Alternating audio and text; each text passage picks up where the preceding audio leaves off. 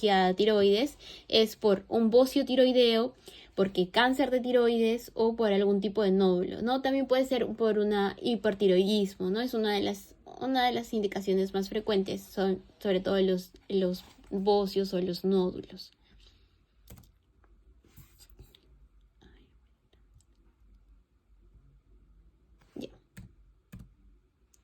El procedimiento es una incisión cervical anterior, como más o menos en el tamaño de la tráquea, pero más grande, ¿no? La incisión es más grande que el de una tráquea, pero es más o menos un poquito más arriba que normalmente hacemos la traqueostomía, ¿no? Porque ahí sí vamos hacia la tráquea. Nosotros ingresamos por este corte, por esta incisión cervical. Lo que hacemos es exéresis de la glándula, que puede ser una mitad, que es la hemitiroidectomía, o puede ser total, dependiendo de la patología del paciente. La incisión es básicamente del mismo tamaño para una hemi o para una total. Va a depender ya la incisión, si la tiroides ya sí es muy grande, como un bocio que puede medir de 10 a 12 centímetros, que de repente van a ver que pacientes con tiroidomía con incisión más grandes y otros más pequeños. Eso básicamente va a variar de acuerdo al tamaño de la glándula tiroides que ha presentado el paciente. Importante en este punto que nosotros vemos es la preservación de la glándula paratiroides y el nervio laringio recurrente. Tenemos que preservarlo, porque si hay problemas con este nervio, podemos ver que hay cambios en la voz. De repente han visto que al posoperado después, bueno, es normal que posoperado inmediato tenga cierta dificultad para hablar, poquito roncos, cambios en la voz, ¿no? En la voz, pero que eso se puede resolver con el pasar de los días conforme va desinflamando los tejidos.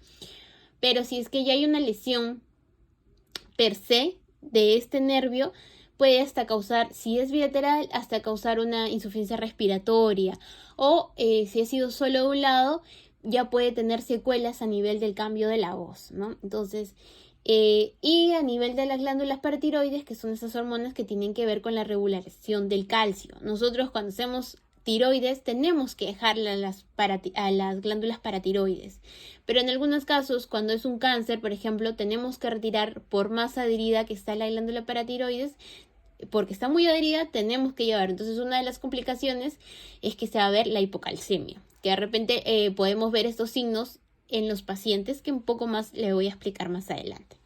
Entonces, teniendo en cuenta cómo es el abordaje que realizamos en sala de operaciones, ya los cuidados que van a poder ver a estos pacientes una vez teniéndose en el piso posoperado es la herida, ¿no? Es importante ver la herida limpia, una herida seca. Quizás en su posoperado número 1 es esperable que pueda drenar un poquito por filtración, una secreción serohemática, ¿no? Rosadita, pero la que nos debe preocupar es quizás hay una secreción roja, rutilante.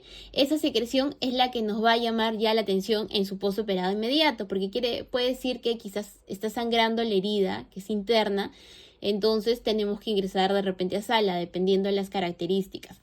Hay que ver el edema en la herida operatoria. Si es un edema muy marcado, si se siente que la paciente de repente tiene dificultad hasta para respirar porque se está aumentando el edema progresivamente, también es una de las condiciones que de repente nos avisarían a nosotros para poder ingresar a sala. Entonces es importante ver la herida cómo está, si está limpia, si está seca, si está con sangrado o no, o si está sangrando más de lo esperado, o si no es serohemático, si no ya es rutilante, si el edema es marcado, el de la paciente, que tiene mucho dolor, si tiene alguna dificultad ya no es esperable en el posoperado inmediato. También es importante el dolor, estos pacientes, porque como al igual que la tiroides, también trabajamos con una hiperextensión del cuellito, entonces también puede generar dolor, ¿no? Por ejemplo, esta es una herida del que nos tendría que llamar la atención, porque la herida si bien es cierto, sí puede aumentar, pero si ya es roja, o de repente está un poco morado, si le duele mucho al paciente o tiene también problemas para poder respirar, puede ser que hay un coágulo de sangre que esté sangrando ahí y hay que entrar a revisar, ¿no? Entonces, una herida que está muy hinchada nos va a llamar la atención en estos pacientes. Por eso siempre es importante ver la herida y el color, el sangrado de esta. Otro síntoma que hay que ver es la hipocalcemia. Y uno de sus signos que lo podamos evaluar es el Trousseau y el Chebostec. Y son ustedes que también nos pueden ayudar a la toma de la presión, porque quizás cuando tomen de repente ya les ha pasado o quizás todavía no, pero ahora con esto lo pueden ver. Pacientes posoperados de tiroides, es importante ver el calcio. Entonces, por eso tal vez siempre estamos ahí, ¿cuánto sale su calcio con este hipocalcemia, no? Porque el metabolismo del calcio, bueno, ya sabemos, ayuda en muchas, en el músculo, en la musculatura de nuestro organismo. Entonces, uno de los signos es el Chebostec, que es la contracción de los músculos al poder hacer unos toques a nivel de la salida del nervio facial, que es por delante de la orejita. Entonces, al hacer unos toques, quiere decir que hay una sensibilidad del músculo que se ve contraído por la presión del nervio facial y puede generar estas contracciones musculares. Es un signo de que nos dice que el paciente está con hipocalcemia. Y una hipocalcemia severa podría tener repercusión a nivel del corazón, ¿no? Porque también el calcio tiene que ver con la salida, la entrada y del calcio tiene que ver con la regularización de la contracción cardíaca. Entonces es importante que tampoco el paciente no esté en hipocalcemia. Cuando ya tenga estos niveles, cuando ya tenga estos signos, quiere decir que ya está con hipocalcemia marcada en sangre, ¿no? No tendríamos que esperar que este paciente tenga estos signos, perdón. Y el otro es el de Trousseau, que es, normalmente tenemos la presión sistólica y la presión diastólica. Entonces, tenemos que insuflar el manguito rotador o simplemente insuflarlo hasta 30 milímetros de mercurio más por encima de la presión arterial sistólica normal, ¿no? Si el paciente era de mantener una presión de 110 o 120 a lo mucho, entonces si nosotros ponemos a 140 y dejamos unos minutos, desde el minuto 1 ya se puede ver esta contracción carpopedal de la manito. Entonces esa es otra, ¿no? Más frecuente es la que más se ha visto, de repente es la de Trousseau. Entonces quiere decir que el pacientito está con hipocalcemia. Así de repente en algunos casos el sérico que nos llega en el resultado no lo dice, pero si el paciente ya tiene este signo, entonces habría que ver ajustarle la dosis del calcio, ¿no? Ese es uno de los signos más importantes también, que hay que vigilar en los pacientes posoperados. Y después también hemos visto que le ponemos algún tipo de drenaje al paciente, que nos va a ayudar a ver cómo está la herida. O sea, nos aseguramos de que no haya ningún sangrado, que se pueda haber escapado de repente o quizás normalmente es una de las complicaciones. Entonces, para asegurarnos que este sangrado no se quede y no se acumule a nivel del cuello, porque es una cavidad pequeña, no es como el abdomen que de repente puede tener 1 litro de sangre y no nos damos cuenta. Acá sí, es más fácil y se puede ver si hincha la herida, ¿no? Como hemos visto en las imágenes anteriores. Entonces, para asegurarnos de que no se acumule y al menos nos diga una señal de que no está yendo bien, que hay que entrar a revisar, se le coloca, dependiendo de cómo ha sido el abordaje, cuánto tiempo durará la cirugía, se le puede colocar los drenajes a presión negativa, que es este de acá, por ejemplo, que ya lo hemos visto, es un Hemovac, que es para más que nada monitorización, ¿no? Si ha sido una tiroides que ha sido muy larga, muchas horas, entonces le ponemos un drenaje a presión negativa para que pueda ayudar a que haga una compresión, para que no sangre por dentro, y a la vez vemos el tipo de secreción que sale a través de él. Pero es importante mantenerlo a presión negativa, es decir, aplastadito. Cuando está así aplastado como en esto, decimos que es un drenaje que está bien, porque si esto ni bien lo cerramos el circuito, porque es un circuito cerrado, si cerramos todo y empieza a elevarse, quiere decir que ha habido una falla en la máquina, en el drenaje, en el Hemovac, o también ha sido una falla en la instalación a la hora que se ha sido colocado en cirugía. Y si es así, simplemente tendría que constantemente estar negativizándolo, porque lo ideal es que se negativice solo una vez retirado todo el drenaje, se negativiza y eso se mantiene por 24 horas hasta la siguiente medida, ¿no? Hasta la siguiente cuantificación del mismo. pero si ha habido un problema que simplemente no está negativizando adecuadamente, entonces habría que ir negativizarlo para ayudar al pacientito, pues, ¿no? A mantener su drenaje adecuado. Entonces, este circuito, como hemos visto, tiene acá un regulador que para que este esté negativo, primero tenemos que destapar, vertimos todo el contenido de la secreción, así como lo vemos en la imagen. Para cerrar nuevamente se aplasta totalmente la bombita y se cierra. Se cierra totalmente y de ahí, pero con esta llavecita tiene que estar cerrada, así como está. Una vez que cerramos aquí, aplastado, cerramos, recién abrimos esta llavecita para que pueda salir toda la secreción. Y una vez abierto, se tiene que quedar así, significa que tu drenaje está bueno, ¿no? Hemos hecho el drenaje negativo, porque así debería quedar. Abierto acá la llavecita, pero cerrado totalmente aquí. Ahí vamos a ver el volumen, el color y el olor de las secreciones, ¿no? Que están saliendo. No puede ni salir ni muy amarillenta, en el caso de que haya hecho una disección de repente de cuello y se ha agarrado, se ha lesionado algún linfático. Si esta secreción sale muy amarillenta o como con gotitas, como si fuera de grasita, eso también nos orienta que de repente ha habido alguna lesión a nivel de los linfáticos y habría que explorar. El sangradito tiene que ser cero hemático, entre amarillento, rojito, y que eso se va a ir retirando de acuerdo a que el volumen debe ir disminuyendo progresivamente. Si al contrario aumenta, también es un signo de alarma, ¿no? Para poder estar más atentos en por qué está aumentando. Y otro tipo de drenaje que es por capilaridad, que es pasivo, no hay un drenaje acá a succión negativa, simplemente filtra, que es el Penrose, que es el que lo usamos generalmente para algunas tiroidectomías, o hemistiroidectomías, por ahí si es que hay riesgo de tal vez algún sangradito, esto nos va a orientar o va a ayudar a que salga por la herida, ¿no?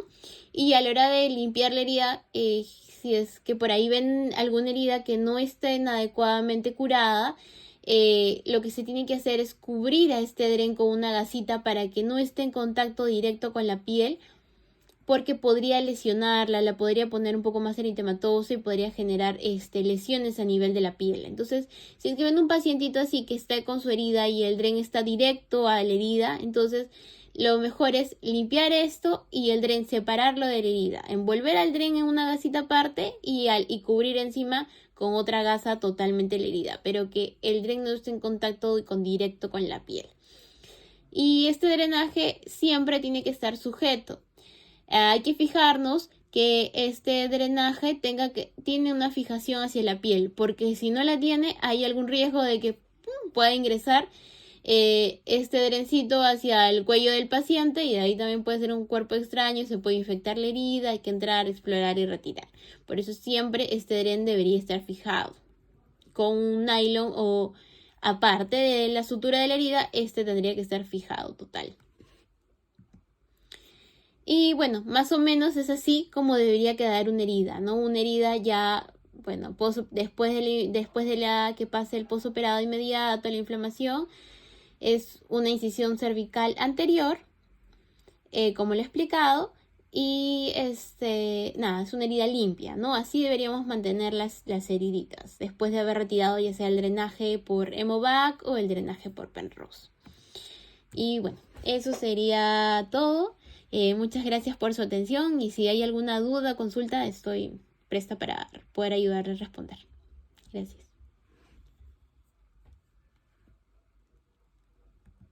Muchas gracias, doctora Pelisa, por su ponencia. Nos ha ilustrado bastante algunas dudas que teníamos. Quisiera hacerle una pregunta. Sí, claro.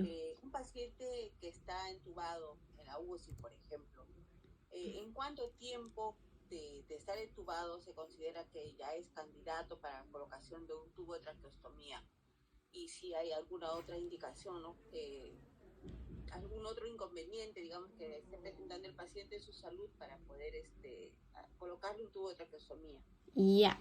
Gracias. Sí, claro. Mira, generalmente, bueno, como hemos visto, una de las indicaciones de traqueostomía es una intubación prolongada. Y consideramos intubación prolongada a partir del día 10.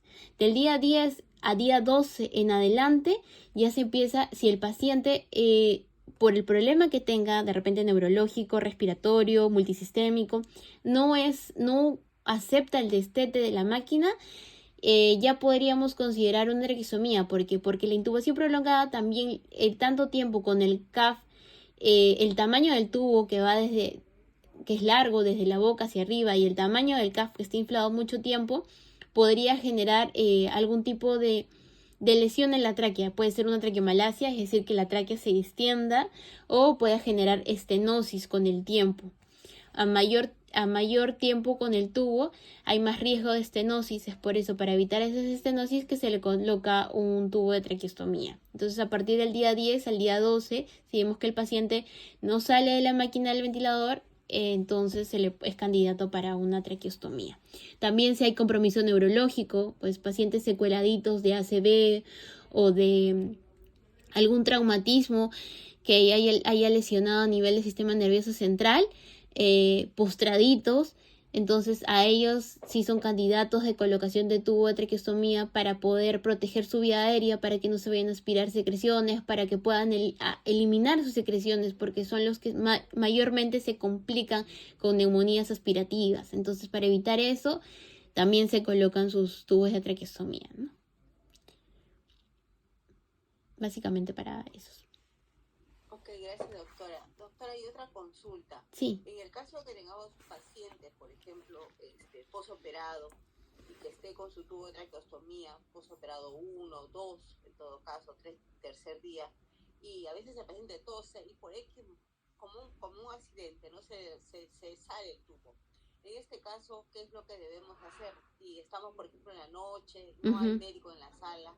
Entonces, en este caso, ¿cómo podríamos nosotros hacer, ¿no? ¿Cómo actuar? Claro, en realidad siempre es importante avisar. Si usted está sola y ve a este paciente, lo primero es pedir ayuda a alguien, algún personal, ya sea su colega o el personal técnico, alguien que esté ahí para que lo pueda ayudar, y no hacer sola estos procedimientos, o estar sola en el momento, ¿no? del que el paciente tenía esta emergencia. Primero, intentar reintroducir, ¿no? Como ya más o menos está el trayecto ahí del tubo de traqueostomía donde se ha salido, va a ser un poco difícil, pero siempre hay que al menos encontrar, si tiene la guía del paciente, como hemos visto, tratar de colocarlo al tubito del paciente que se le ha salido en ese momento, colocarle la guía así y tratar de ingresar al paciente de esta manera, directo, no de un costado sino de frente, ponerse en la misma posición delante del paciente e ingresarlo de esta manera hasta que pueda ingresar totalmente. Si no ingresa o el paciente comienza a toser, comienza a aspirar, a desesperarse, porque a veces eso puede pasar, primero, si el paciente le responde, puede obedecer órdenes, hacer que el paciente se tranquilice, que no se asuste, porque el paciente también, si se asusta, si se desespera, se cierra el ostoma del tráqueo. Entonces, tranquilizar al paciente y hacer ese movimiento. Si no se puede, de repente, ahí quizás en el cochecito rojo, puede haber algún tubo orotraqueal, colocarle también el tubo orotraqueal en ese momento y por ahí pasarle el oxígeno, ¿no? Por ahí ya puede respirar. Cualquiera de las dos alternativas, porque ya el orificio está. Entonces es tratar de ingresar a ese mismo orificio. Si tiene la guía, aún así, más fácil, porque vas una puntita y esa puntita le va a orientar hacia donde está el orificio. Y si no, quizás un tubo orotraqueal que tenga el más chiquitito, el más delgadito, así sea. Siempre es importante que en el cochecito rojo identificar los tubos orotraqueales, y aunque sea el número 6 de repente, porque los tubos también, al igual que los tubos de traqueostomía, van a ir incrementando de acuerdo a la tráquea. Entonces, de repente un número 6, un número 5, que es más fácil y son más delgaditos, esos van a ingresar rápido. Y como también los tubos orotraqueales tienen la forma de terminar en puntita, por esa puntita ingresaría y lo dejan al paciente con su tubo orotraqueal. Por ahí le pueden ayudar con un poco de oxígeno, lo conectan al ambú, le pueden ayudar con un poco de oxígeno hasta que llegue el especialista, ¿no? Para que ya pueda apoyarlo adecuadamente. Y si aún así de repente no se puede de esa manera, observar de repente quizás el paciente puede aún respirar por ese ostoma, tratar de mantenerlo, quizás abrir un poquito el ostoma, lo más abierto, para que él pueda respirar de esta manera hasta que llegue, no sé, el especialista más cercano. Quizás en este caso la hospitalización, como tiene que venir el de UCI, ¿no? El médico de UCI, que es el que según el protocolo que se maneja en el hospital, tendría que ser el médico de UCI, por último el de medicina interna o el emergenciólogo, ¿no? Pero mantenemos el ostoma abierto, porque por ahí también empieza a respirar. Para que se cierre el ostoma, por lo menos tiene que pasar un día, 2 días, ¿no? Que eso se empieza a cerrar porque los ostomas se cierran solitos. Si no se le coloca ningún tubo, nada, eso se va cicatrizando poco a poco y en una semana ya no ve nada. Entonces, si es que no hay manera de colocar el tubo, no se le puede colocar de repente el nadadero traqueal, entonces simplemente mantenemos abierto el estómago para el que el paciente pueda respirar por ahí. Y con eso ya lo estamos ayudando un montón. Doctor, una pregunta. Para hacer ese procedimiento de tratar de colocar el tubo, ¿el paciente debe estar sentado? Puede estar echado simplemente con su cabeza hacia atrás, en una posición de extensión.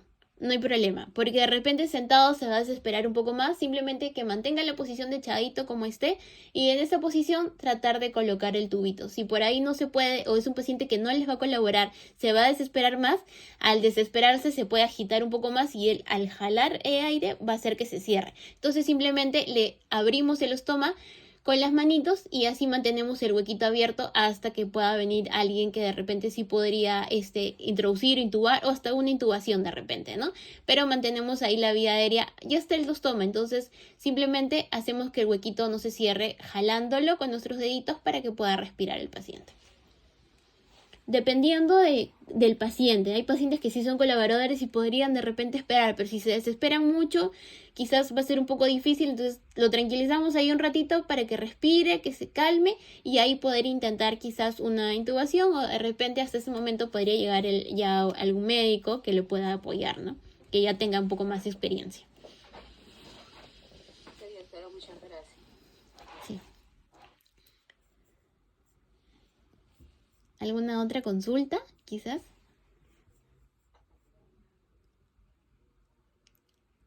Aló, doctora Melissa, buenas noches. Hola, ¿cómo está? Buenas noches. ¿Cómo está, doctorita linda? Mire, una consulta. Ahorita estoy trabajando. Sí. Tengo una pacientita postoperada justo de cabeza y cuello, de tiroidectomía. Ah, mire. Entonces, ella refiere de que tiene sensación de querer toser, pero como que tiene flema, pero no lo tiene, no lo siento que ella tiene, no le observo, pero como así se le siente, pero ella está con el drenaje de Hemovac. Ah, ya. Hemovac, Ajá. sí. Ella puede toser y botar ella la flema. Sí, con ese drenaje no hay ningún problema, porque si es que de repente, claro, si es que ella hace una presión y quizás tenemos miedo de que esa presión de Valsalva, porque está haciendo un esfuerzo, pueda generar algún tipo de sangrado, lo vamos a ver en su Hemovac, va a comenzar de repente a salir un sangrado marcado, ¿no? Pero si no, no hay problema, porque quizás es la sensación de como estoy intubada, hay un fastidio, una inflamación a nivel de la faringe, entonces es una manera pues de un reflejo. Entonces no hay problema por ese sentido porque nos aseguramos con este drenaje Hemovac y si en todo caso por ahí tendría alguna duda de ver cómo está la heridita, podría levantarle un poquito si vemos que no está hinchada, está la herida limpia, el sangrado es hemático, estamos todos dentro de lo normal. Sí, ya doctorita linda, muchas gracias doctora. Sí, no se preocupe.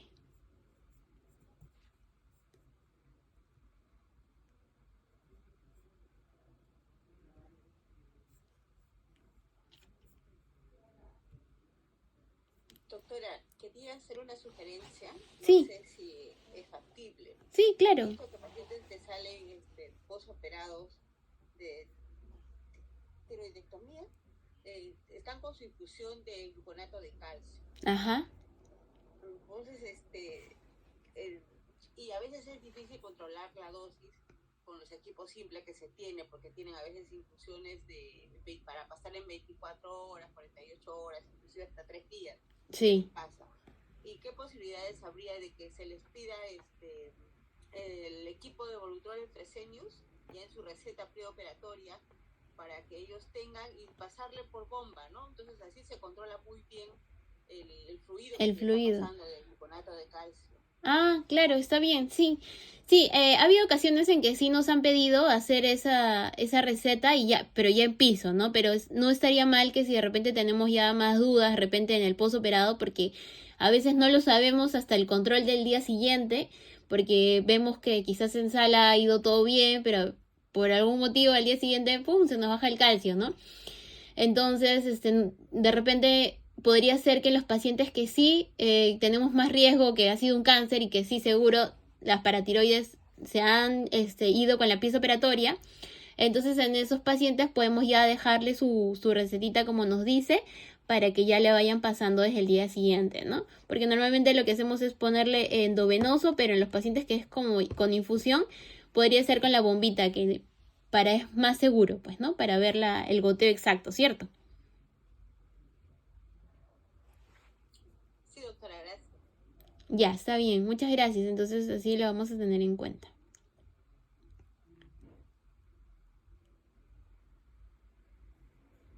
¿Alguna otra consultita? Desde que ya se acabe el tiempo. Otra vez.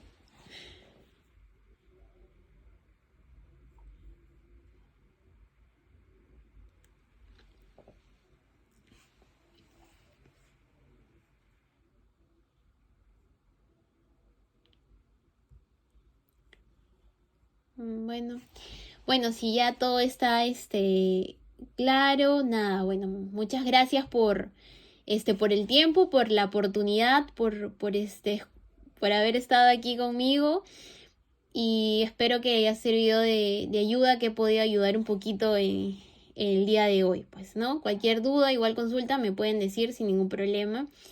Muchas gracias a todas por su tiempo y bueno, ya nos estamos viendo pronto por el servicio. Claro, doctorita linda. Muchas gracias, doctora. Le extrañamos acá, doctorita linda. Ay, qué linda, muchas gracias. Esperamos verlo pronto. Sí, ya Muchas estoy. gracias. Muchas Gracias a gracias, doctora ustedes. Melissa. Nos ha aclarado muchas dudas que teníamos, ¿no? En el ejercicio en la atención de los pacientes. Y nos ha gustado mucho su tema y la forma como nos ha explicado. Muchas gracias nuevamente, doctora, a nombre de todo el servicio de I1. Gracias. Muchas gracias, licenciada, que espero que nada, cualquier cosita no duden en consultarme, en lo que pueda ayudarles, yo estoy presta y bueno, muchas gracias y que tengan todas buenas noches. Hasta luego. Buenas noches, doctora. Buenas noches, hasta luego, gracias, cuídense.